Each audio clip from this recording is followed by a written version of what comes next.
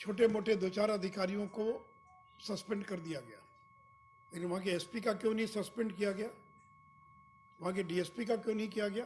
ये कोई पहली घटना नहीं है। 4 महीना पहले उसी के बगल में घटना घटी जिसमें 7 लोग मरे थे जहरीली शराब पीने से। तो जिस एसपी के कार्यकाल में इतनी घटनाएं घट जाए, उस एसपी पर आपने क्यों नहीं कार्रवाई की?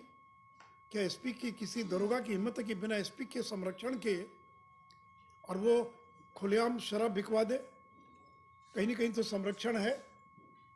और से मैंने कहा कि मुख्यमंत्री जी इस्तीफा दे दीजिए और जल्द से जल्द तेजस्वी यादव को बिहार का मुख्यमंत्री बना दीजिए, क्योंकि उन्हीं के लोग हैं, उन्हीं के समर्थक हैं जो ये शराब का अवैध व्यापार करते हैं। कल मुख्यमंत्री बन जाएंगे तो शायद उनके लिए रोकना आसान हो जाएगा। तो इसलिए मित्रों, स्थिति नियंत्रण के बाहर हो गई है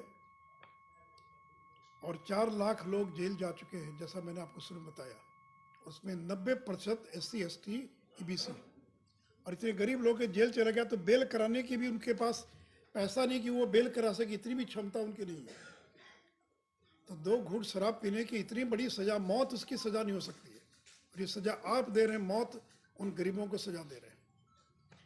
दूसरे मित्रों, हमारी पार्टी के लोगों ने विधानसभा में, विधान परिषद में और बहुत मजबूती के साथ इस मुद्दे को उठाया है। आगे भी हम उठाएंगे। कल भी पूरे बिहार के अंदर बंद का बाकी का कार्यक्रम आयोजित किया गया था।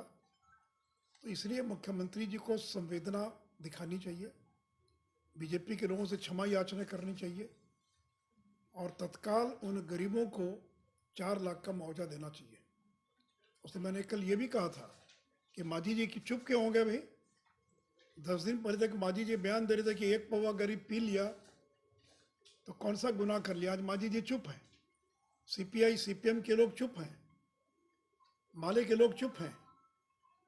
तो मैं सभी राजनीतिक दलों से अपील करूंगा जिनमें थोड़ी भी संवेदना बची है, और जो लोग सहयोगी दल हैं महागठबंधन के अंदर, कि वो भी नीतीश कुमार पर दबाव बनाएं।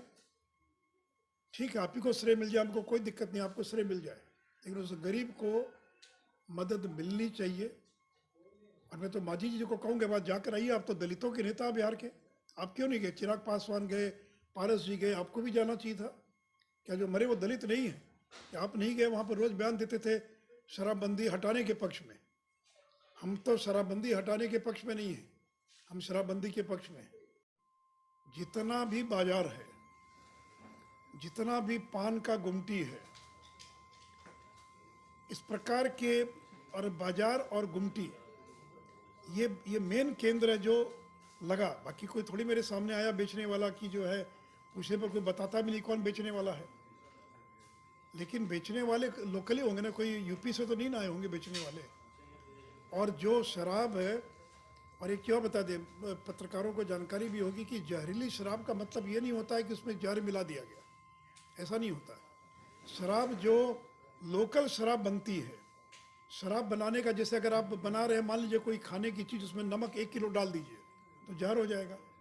तो बनाते समय जो प्रक्रिया होनी चाहिए, चूँकि उनके पास कोई उस प्रकार का यांत्रिक साधन नहीं है, तो उसमें ज़्यादा बॉयल कर दिया, स्टीम ज़्यादा निकल गई, कोई चीज़ की मात्रा ज़्यादा हो गई, तो वो शराब जो है जहरीली हो जाती है। और 1 मिनट, और पीते समय ये पता नहीं चलता कि वो जहरीली है। अगर मालूम पड़े तो आदमी थोड़ा सा चखने के बाद छोड़ दे उसको, लेकिन वो पता नहीं चलता। उसका असर तो 1 दिन के बाद, 6 घंटे के बाद, 8 घंटे के बाद, जब आँख की रोशनी कम होने लगती है।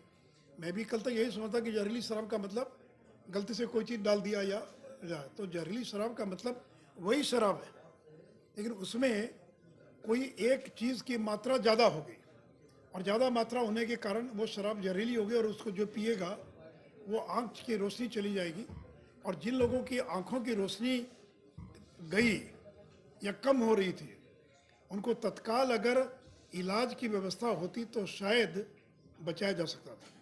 और एक बात और बता दें, पटना हाईकोर्ट ने एक आदेश पारित किया, और जिसमें कहा कि जो जहरीली शराब से प्रभावित जो लोग हैं, उनके उपचार के लिए स्टैंडर्ड ऑपरेटिंग प्रोसीजर बनना चाहिए। SOP कहते हैं।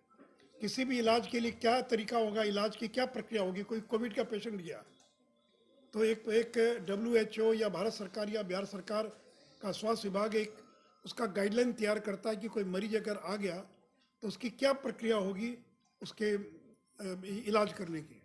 अब डॉक्टरों को पता ही नहीं है, अरे बोले तो यार हमको डॉक्टर को पता ही नहीं है क्या SOP है, कैसे इलाज करना, क्योंकि रोज तो इस तरह का कोई मरीज आता नहीं है कि वो इलाज कर सके। तो ये हाईकोर्ट का आदेश था कि SOP का निर्धारण किया जाना।